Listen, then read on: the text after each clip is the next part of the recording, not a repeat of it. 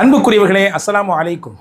ரசூலுல்லா என்ன துவாவை அதிகமாக அந்த உலகத்தில் வாழும் பொழுது கேட்டிருக்கிறாங்க? ரசூலுல்லா அதிகமாக ஒரு விஷயத்தை திரும்ப திரும்ப கேட்டாங்கன்னா அதனுடைய மதிப்பு என்னன்றதை நம்மளால் புரிய முடியுது. ஏன்னா முகமது நபி ஸல்லல்லாஹு அலைஹி வஸல்லம் நீங்களும் நானும் நினைத்து கொண்டிருப்பதை போன்று சாதாரண மனிதர் அல்ல. அவர்கள் இறைவனின் தூதர், இறுதி தூதர் மட்டுமல்ல, நபிகள் நாயகம் ஸல்லல்லாஹு அலைஹி வஸல்லம் அவர்களுக்கு நேரடியாக அல்லாஹுவின் புறத்திலிருந்து பல மறைமுகமான ஞானங்களையும் பல விளக்கங்களையும் வஹியின் வழியாக நிறைய அல்லாஹ் சொல்லி கொடுத்தான்.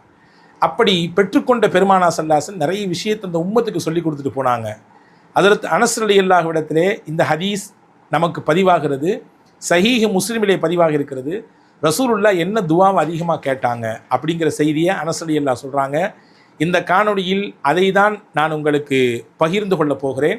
உங்களுக்கு இதை பிடித்திருந்தால் நீங்களும் தொடர்ச்சியாக இதை அதிகமாக கேளுங்கள். பிறருக்கும் கேட்க வழி செய்யும் முகமாக இதை நீங்கள் பல நபர்களோடு பகிர்ந்து கொள்ளுங்கள். அவர்களும் இந்த நன்மையை செய்யும் பொழுது நீங்களும் அந்த நன்மையிலே கூட்டாளியாக ஆகுவீர்கள் என்கின்ற நல்ல செய்தியை சொல்லி இந்த ஹதீஸுக்குள்ளே நாம் போகிறோம். சஹீஹ் முஸ்லிமிலே பதிவாக இருக்கிறது. சையதுனா அனஸ் இப்னு மாலிக் ரலியல்லாஹு அன்ஹு அவர்கள் அறிவிக்கக்கூடிய ஹதீஸ் இது. கத்தாதா என்கின்ற நபர் ஹஜ்ரத் அனஸ் ரலியல்லாஹு இடத்திலே கேட்கிறார்கள், ரசூலுல்லாஹ் என்ன அதிகமாக துவா ஓதுனாங்க? அதிகப்படியாக பெருமானா ஸல்லல்லாஹு அலைஹி வஸல்லம் ஓதிய துவா எது என்று கேட்கும் பொழுது அனஸ் ரலியல்லாஹு அன்ஹு சொன்னாங்க, அல்லாஹும்ம ஆத்தினா ஃபித் துன்யா ஹஸனா வஃபில் ஆஹிரத்தி ஹஸனா வகினா அதாபன்னார். நம் எல்லோருக்கும் தெரிந்த ஒரு துவா தான், திருக்குரான் சொல்லக்கூடிய ஒரு துவா தான். சொல்லப்போனால் ஹஜ்ஜிலோ உம்ராவிலோ புனிதமான தவாஃபிற்கு காபத்துல்லாவை வலம் வரக்கூடிய சமயத்தில் ஒவ்வொரு சுத்துக்கும் ஒரு துவா இருக்கிறது. ஆனால் எல்லா சுத்திலும் புனிதமான காபாவிலே அந்த ருக்குன்கள் 4 ருக்குன் இருக்குது, 4 கார்னர். அதில் ஒரு கார்னர் தான் யமானி கார்னர் என்று சொல்வார்கள். அந்த யமானி கார்னரிலிருந்து ஹஜருல் அஸ்வத் வரும் வரை அந்த இடம் கேப்பில் என்ன துவா எல்லாரும் ஓதுவார்கள் என்றால் இந்த துவாவை தான் ஓதுவார்கள். அல்லாவிடத்திலே, யா அல்லாஹ், இந்த உலகத்திலும் எங்களுக்கு நன்மையை தா, நாளை மறுமுலகிலும் நன்மையை கொடு, நரகத்தின் நெருப்பை விட்டு எங்களை காப்பாற்றி விடு என்ற பொருள்பட இருக்கக்கூடிய இந்த துவாவை தான் மீண்டும் மீண்டும் மீண்டும் மீண்டும் ஹாஜிகள், உம்மார்கள், தவாப் செய்ய வரக்கூடிய அனைத்து நபர்களும் ஓதுகிறார்கள். ரசூலுல்லாஹ் கற்றுக் கொடுத்த துவா இது. குரான் சொல்லித்தரக்கூடிய துவா இது. ஹஜ்ஜில் ஹாஜிகள் இதை ஓதுவார்கள் என்ற ஹஜ்ஜினுடைய தொடரிலே வல்ல அல்லாஹ் இதை பதிவு செய்கிறான்.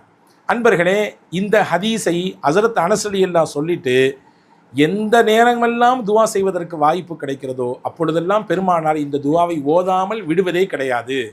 எனவே இதை ரசூலுல்லாஹ்விடத்திலிருந்து நான் படித்து கொண்டதினாலே எப்பொழுதெல்லாம் எனக்கு துவா செய்கிற வாய்ப்பு கிடைக்குதோ அப்போதெல்லாம் அந்த துவாவை நான் ஓதுவேன் என்று அனஸ் ரலியல்லாஹு சொல்கிறாங்க. எனவே அன்பான சகோதரர்களே, இந்த ஹதீஸிலிருந்து நாம் பெற்றுக்கொள்ள வேண்டிய ரொம்ப முக்கியமான பாடம், ரசூலுல்லாஹ் விரும்பி ஆசைப்பட்டு ஓதுன துவா இந்த ரப்பனா ஆத்தினா துவா.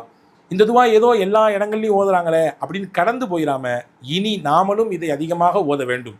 ஓதும் பொழுது அல்லாஹ் உலகத்திலேயும் நமக்கு நல்லது தருவான், ஆகிரத்திலும் நல்லது தருவான், நரகத்தினுடைய கொடிய வேதனையிலிருந்து அல்லாஹ் நம்மை காப்பாற்றுவான்.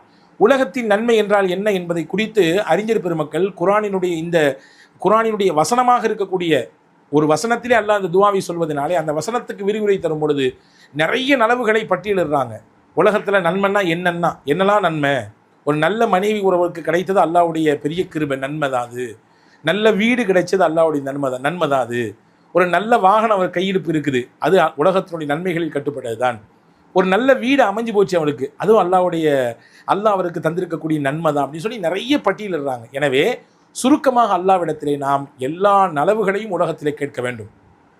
அதே மாதிரி ஆகிரத்திலும் நன்மையை அல்லாஹ்ட்ட கேட்கணும். யா அல்லாஹ், ஆகிரத்தில் என்ன நலவுகள் எல்லாம் உண்டோ, நபிமார்களுக்கு, நல்லோர்களுக்கு, பெரியோர்களுக்கு என்னென்ன நன்மைகளை எல்லாம் நீ கொடுப்பாயோ அதை எங்களுக்கு கொடுத்து விடு என்று கேட்க வேண்டும். அது மட்டுமல்ல, அல்லாஹ்விடத்திலே நரகத்தினுடைய கொடிய வேதனையிலிருந்து பாதுகாப்பு தர வேண்டும். இந்த 3ஐயும் உள்ளடக்கிய துவாவாக இது இருக்கிறது. ஹதீஸில் ஒரு செய்தி வந்திருக்கிறது. நபிகள் நாயகம் ஸல்லல்லாஹு அலைஹி வஸல்லம் ஒரு நபித்தோழரை சந்திக்க போனாங்க. அவரை பார்த்தா உடம்பு மெலிஞ்சு போய் ரொம்ப தேகமெல்லாம் உருகி போய் அப்படி படுக்கையாக இருந்தார். நோயில் ரொம்ப அப்படி வாடி போய் இருந்தார். ஸல்லல்லாஹு அலைஹி வஸல்லம் பார்த்துட்டு நல்லா தானே இருந்தார், ஏன் இப்படி ஆகிட்டார் திடீர்னு அப்படின்னு கேட்டாங்க. தெரியல, ஒரு நோய் வந்துச்சு, அப்படி படுத்தார், ஆள் ரொம்ப மெலிஞ்சிட்டார், ரொம்ப பேட் கண்டிஷன் ஆகிடுச்சு இவருடைய நிலைமை அப்படின்னு சொன்னாங்க. இப்போ ஸல்லல்லாஹு அலைஹி வஸல்லம் அவர்கிட்ட போயே கேட்டாங்க, என்ன ஏதாவது நீங்கள் சொன்னீங்களா, ஏதாவது அல்லாஹ்ட்ட கேட்டிங்களான்னு சொல்லி கேட்டாங்க. அப்போ தான் அந்த நோயில் இருந்த மனிதர் சொன்னார், அல்லாஹ்விடத்தில் நான் இப்படி சொன்னேன், யா அல்லாஹ், எனக்கு ஆகிரத்தில் ஏதாவது தண்டனை தரதா இருந்தா, ஏதாவது நான் செஞ்ச தவறுகளுக்கு பாவங்களுக்கு நீ என்னை மறுமையிலே தண்டிப்பதாக இருந்தால் அதை உலகத்திலே கொடுத்துரு. இந்த உலகத்திலே அதை மொத்தத்தையும் நான் வந்து அனுபவிச்சுக்கிறேன், மறுமையினுடைய வேதனை என்னால் தாங்கிக்க முடியாது அப்படின்னு அல்லாஹ்ட்ட நான் கேட்டேன் அப்படின்னு சொன்னாங்க அந்த சஹாபி. ரசூலுல்லாஹி ஸல்லல்லாஹு அலைஹி வஸல்லம் அப்படியே நல்லது தான், சரி ஆகிரத்தில் அனுபவிக்க முடியாது, உலகத்திலே அனுபவிச்சுட்டு போங்க அப்படின்னு சொல்லி விடலை. ரசூலுல்லாஹ் அந்த சஹாபிக்கு மட்டுமல்ல ஒட்டுமொத்த மக்களுக்கும் நமக்கும் சேர்த்து வழிகாட்டினாங்க.